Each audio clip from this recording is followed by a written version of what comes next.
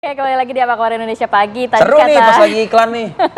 Mas Hensat sempat menyatakan ini urgensinya apa sih? Ya. Urgensinya apa, Mas?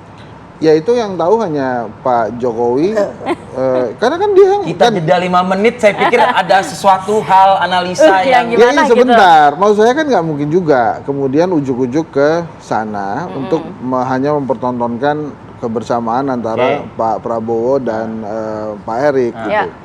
Saya sudah katakan Pak Jokowi ini canggih strategi politiknya, jadi dia akan cari apa yang membuat ya minimal tuh masyarakat melihat ini smooth, tidak terlalu terang benderang ya. Nah ini ya kepindat salah satu alasannya kan mudah tuh dia. Kita kan juga nggak tahu tadi siapa yang teriak tuh ya. Bisa aja memang sudah yang masyarakat tadi itu ya. Nah ini kan kita kepindat. Meskipun Bu Siti Zuhro mengatakan tadi dalam analisa Anda mendengar juga kan, ini kita harus memberikan pendidikan, pengetahuan kepada masyarakat loh, gitu loh. Loh iya, makanya kan tadi saya katakan ada 4 itu kan yang ingin ditunjukkan oleh Pak Jokowi, walaupun yang nomor 1 tadi misalnya yang ingin dipertontonkan ke PDI Perjuangan, sampai hari ini saya masih nggak yakin ya Pak Jokowi bakal mengkhianati PDI Perjuangan dan Ibu Mega misalnya. Tapi kenapa harus ada momentum seperti itu yang untuk menunjukkan ke PDIP? Emang lagi panas dingin? Karena begini menurut saya, penunjukan 21 April itu kan masih menyisakan misteri. Gitu ya, cerita-cerita yang katanya Pak Jokowi sudah sampai ke Sumber terus kemudian harus balik lagi ke Bogor. Tidak dilibatkan. So artinya tadinya kan Ganjar anak emasnya Pak Jokowi. Tapi setelah 21 April pindah. Yang jadi ini yang ada anak emas kan ada ibu emas nih, jadi ibu emas nih si Ibu Megawati kan yang akan mengontrol Mas Ganjar gitu. Nah, kan Pak Jokowi kelihatannya mempersiapkan harus punya orang yang dia siapkan gitu lah kira-kira. Nah makanya kemudian muncullah berbagai isu tentang Prabowo. Gitu. Saya pernah bilang, Vi, Pak Prabowo nih hati-hati juga kan. Kalau yang lain tinggal milih cawapres. Tapi kalau Pak Prabowo ini suara aja belum bulat nih, gitu ya. Caimin tuh masih kelihatannya masih turun naik karena semua capres kelihatannya menginginkan Caimin jadi wakilnya Prabowo. Prabowo nggak pengen tuh. Kalau pengen langsung diijab kabul tuh. Tapi di PDI Perjuangan nama Caimin masuk tuh. 5 besar kan gitu ya. Walhasil kalau Caimin masuk ke PDI Perjuangan misalnya koalisinya begitu. Nah itu Prabowo kan, ditinggal. Prabowo ditinggal. Dia nggak bisa maju. Makanya menurut saya kenapa jadi penting yang pertama, kalau kemudian Pak Jokowi sukses mendapatkan perhatian dari PDI Perjuangan dan kemudian mendapatkan tempat tersendiri dalam rangka Pilpres 2024. Terus jadinya Pak Jokowi mengajak semua koalisi pemerintahan yang ketua umumnya takut semua Pak Jokowi itu langsung ke PDI Perjuangan. Prabowo nggak jadi. Gitu. Atau Prabowonya sekalian diajak gitu kan. Jadi bersama. Jadi ini sebetulnya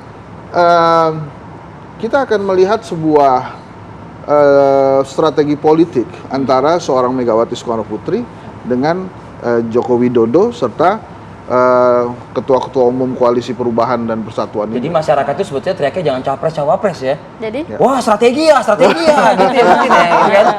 Tapi kalau Mas Hensat juga melihat seperti Ibu Siti Zuhro ya, bahwa memang terlihat ada keterbelahan begitu, dalam arti ada anak emas di situ, sedangkan capres-capres yang lain kok rasanya tidak dilihat. Ada keistimewaan.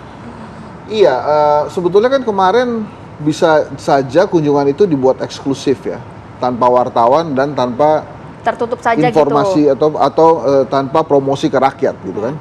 Tapi kan sulit juga di pasar kan bagi-bagi BLT. Itulah, kan kalau bisa turun di Malang langsung pindah beres nih. Nggak akan ada perbincangan seperti ini kan, nggak ada judul kode keras. Tidak ada supir yang menyetir Pak Prabowo gitu ya. Tidak beredar foto-foto, tidak banyak wartawan, tidak banyak kaos yang dibagi gitu ya.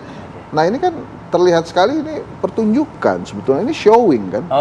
Bukan pure ansih sebuah kegiatan kenegaraan gitu. Karena TV One dapat materi pada saat dipindat artinya pada saat yang di dalamnya seperti itu. Memperhatikan apa, menunjukkan apa Pak Prabowo kan. Yang lebih kita lihat kan akhirnya show-nya ini kan. Bagaimana Pak Jokowi ingin mempertontonkan di belakangnya ada Prabowo dan Erik. Gitu. Kalau Bu Siti mengatakan itu kampanye, Anda menyebutnya itu? Kalau saya endorsement dari Pak Jokowi gitu ya. Tapi untuk bergaining lah gitu ya. Ya untuk bergaining. Terutama kan konfirmasi ke investor kan bertanya-tanya juga tuh. Iya, iya. Ini yang melanjutkan Pak Jokowi siapa? Anies kah? Prabowo kah? Atau Ganjar kah? Gitu ya. Minimal kan pertanyaannya, ini yang sebetulnya didorong nih siapa sih? Ganjar atau Prabowo nih? Iya, iya. Nah. Tapi kalau pasangannya melihat Prabowo dan juga Erick Thohir? Kenapa? Kalau melihat pasangan yang kemarin dibawa Prabowo dan juga Erick Thohir begitu kan, biasanya kan bisa aja Menhan sendiri yang bersama Pak Jokowi gitu. Nggak, ini kan ceritanya karena pindatnya BUMN, jadi harus ada gitu. Erick Tapi Thohir. tidak Karena ini kan sebenarnya sebuah pilihan aja. Tadi yang saya katakan, kalau memang benar-benar pekerjaan gitu ya, nggak perlu juga promosi ke rakyat kan. Itu kan rakyat seperti udah tahu tuh Pak Jokowi akan ke sana, dan all the media gitu kan akan memperlihatkan itu. Gitu. Baik. Ini kan dipindat ya. Ya, Baru datang gitu kan. Bu Siti, bergaining Bu, informasi dari Hensat bergaining. Bukan informasi opini. Iya, analisa beliau lah. Kayaknya akurat banget gitu. Ya. Gimana menurut Ibu? Iya, politik itu memang bargaining.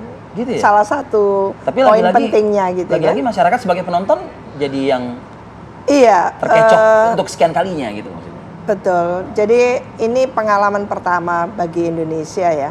Karena mungkin suksesi dari Bung Karno ke Pak Harto beda gitu ya. Dari Pak Harto ke era reformasi beda. Dari presiden-presiden di era reformasi gitu ya.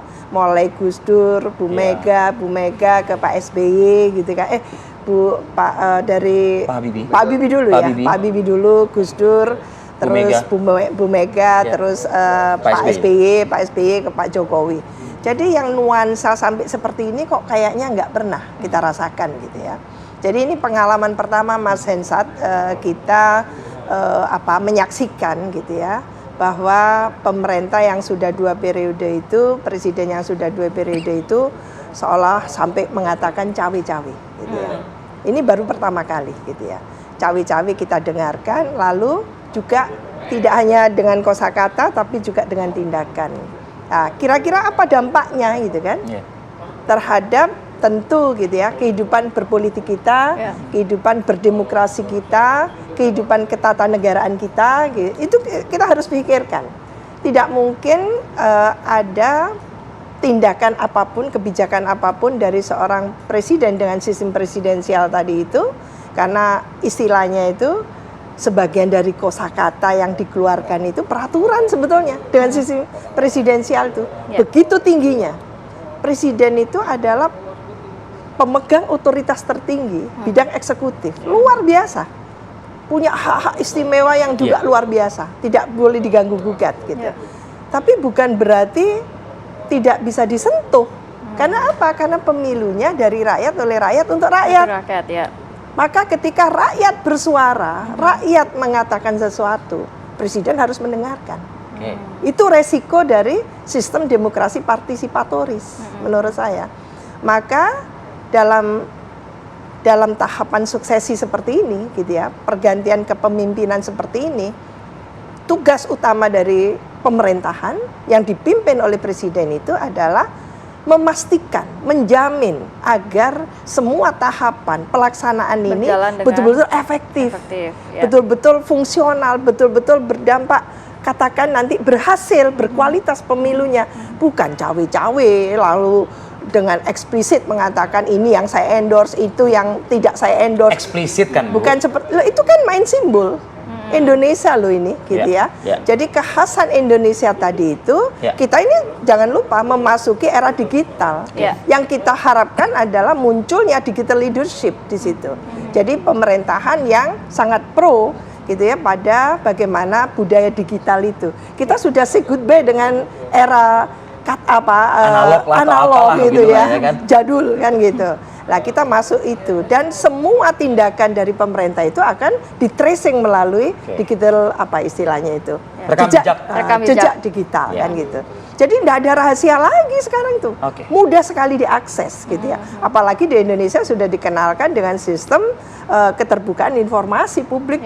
Semua badan-badan publik itu harus bisa diakses oleh siapapun, oleh warga negara kan gitu, dengan aturan main yang sudah ditentukan itu. Jadi menurut saya tinggal pemilu nasional yang ke-6 kali ini adalah pertaruhan Indonesia untuk menunjukkan pada dunia bahwa pemilu kita itu bukan pemilu yang sudah predictable, oh nanti yang menang ini gitu ya. Seperti kata salah satu masyarakat internasional, gampang untuk melihat Indonesia itu pemilunya belum katanya belum tapi bebas rahasia kan gitu ya. Calonnya sudah jelas ini yang menang lah, itu janganlah seperti itu. Kita tidak mau era Orde Baru yang presidennya itu yang ganti cuman wakil presidennya. Lah tentu kita harapkan di era demokrasi itu mengikutilah gitu. Jadi sistem demokrasi itu betul-betul ditaati oleh pemerintah kan gitu ya. Seperti itu.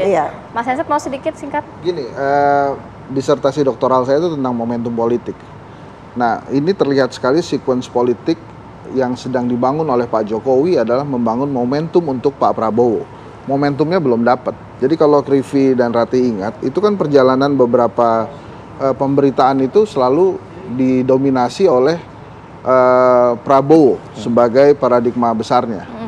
Dari pertemuan Effendi Simbolon, kemudian pengangkatan Budi Ari, pertemuan Budiman Sujatmiko kemarin, dan terakhir adalah ini. Jadi sequence-nya memang dibuat oleh Pak Jokowi, sequence variabel-variabel menuju momentum politik buat Pak Prabowo. Momentum politiknya belum dapat. Momentum belum dapat? Belum dapat. Tapi dikawal oleh pas pampres bermotor-motor banyak di depan Maung itu, udah merasakan setidaknya lah ya. Selama Pak Prabowo terus bersama Pak Jokowi, pasti kalah pamor sama Pak Jokowi. Karena Pak Jokowi sudah mempelajari betul bagaimana cara dicintai rakyat. Pak Prabowo pernah bilang, saya ini belajar dari Pak Jokowi. Tapi saya nggak yakin Pak Jokowi ngajarin Pak Prabowo untuk menang Pilpres. Dia hanya mengajarkan Pak Prabowo gimana caranya dicintai oleh rakyat. Kalau diajarin menang Pilpres, kebuka semua. Jadi spill dulu ya sedikit gitu. Bang Hensat terima kasih. Terima kasih banyak. Sehat selalu. Assalamualaikum.